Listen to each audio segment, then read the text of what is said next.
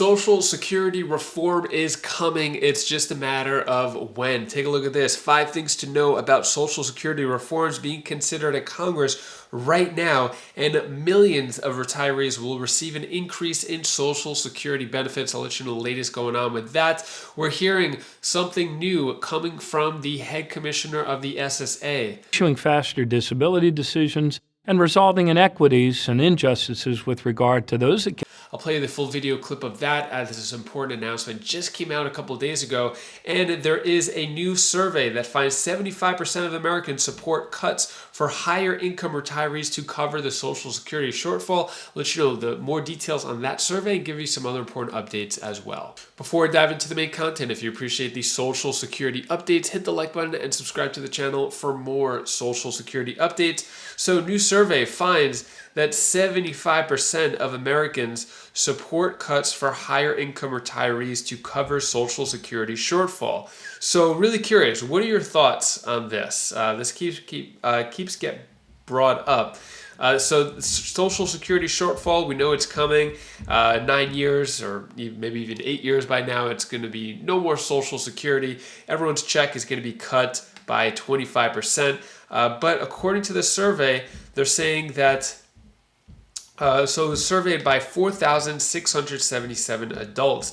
The majority of those surveys were aware of the shortfall, and an overwhelming 75% supported the idea of reducing benefits for higher income earners to even the gap between their benefits and what lower income earners receive. Beyond that, 53% of those surveyed agreed that benefits should be reduced for the top 40% of earners.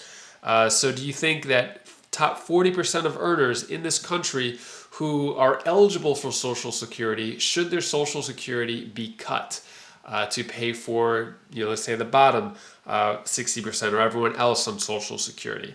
So according to the survey, reducing benefits for the top 40% of earners could reduce the shortfall by 23%, offering a significant improvement and a better financial outlook for many Americans, particularly those in lower income brackets. So what are your thoughts on this? Do you agree with cutting the Social Security for the top 40% to help out the bottom 60%? Let me know your thoughts on that. And then we got some big articles right here. 5 things to know about Social Security reforms being considered in Congress, as well as this one. Millions of retirees will receive an increase in Social Security benefits. Who are these millions? And what is this increase and how much? I'm going to go over all of that. First, let's just take a listen to the Social Security Commissioner, Martin O'Malley, giving an announcement at the SSA. Hello, I'm Martin O'Malley, Commissioner of the Social Security Administration. And I want to let you know that we've been working to improve the experience of our customers by reducing call wait times on our 800 number, issuing faster disability decisions, and resolving inequities and injustices with regard to those occasions when we make an overpayment or an underpayment. Understanding the diversity of our customer base, though, is key to advancing all of these priorities. However, we have some historic gaps in our race and ethnicity data. Our enumeration at birth, or EAB, as the acronymers like to call it, that process was launched in 1987, and it simplifies applying for Social Security numbers for newborns. Last year, we began a new initiative to include race and ethnicity questions in the EAB process, and this could be a huge benefit to providing better services for the American people. By collecting race and ethnicity through the enumeration at birth process, we're building a comprehensive data set starting from day one of every individual person's enrollment. So by fiscal year 2027, we aim to have this data for 15% of young number holders. I appreciate your commitment to this important work and providing for an inclusive Social Security program where we are truly stronger together. Thanks a lot.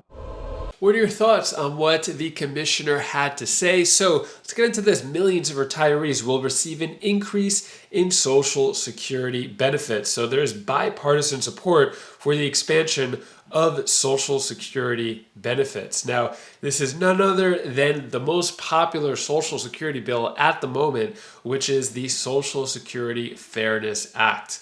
which will give a boost for Social Security benefits for retirees. So basically, the way it's working out, we got 218 signatures to move the bill forward, with 47 coming from Republicans and 171 from Democrats.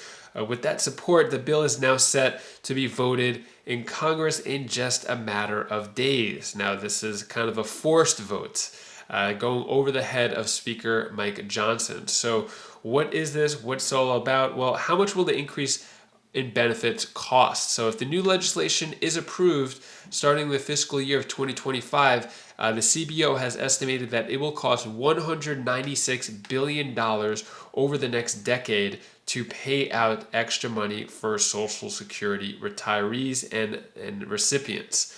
So that's how much we're talking about getting paid out over the next 10 years. But 5 things to know about Social Security reforms being considered in Congress. So let's go over this. Social Security Fairness Act. This is probably getting the most publicity out of any Social Security bill I've covered. Usually the Social Security 2100 Act by Representative John Larson, I would say that is probably going into second place in terms of most popular Social Security bill. Third place, probably Social Security Expansion Act by Bernie Sanders. So this one gaining a lot of traction, and it looks like they are going to force a vote. So who's going to be affected? This is people with the windfall elimination provision as well as the government pension offset, WEP and GPO. So what are the 5 things? Question of fairness. So multiple experts say fixes are needed for the rules, but they're also cautioning against eliminating the WEP and GPO, saying they were devised at a time when the government didn't have kind of all the data it could get today. So they had to have these sort of crude rules to do it. And so on average, it's about correct, meaning on average, people are being treated more or less fairly. But it doesn't necessarily work fairly in every case. So basically, they want to come up with a new formula. Affected beneficiaries in the bottom 5th of the lifetime earnings quintile would receive an additional $3,600 annually. Those in the top 5th lifetime earnings quintile would receive an additional $8,900 annually. So that's a big boost, an extra $3,600 to $8,900 extra if this bill goes through. So depending on who gets it. Price tag. So as I mentioned before, this is going to cost around $196 billion. And it's getting some pushback. For example, Representative Chip Roy saying it is irresponsible.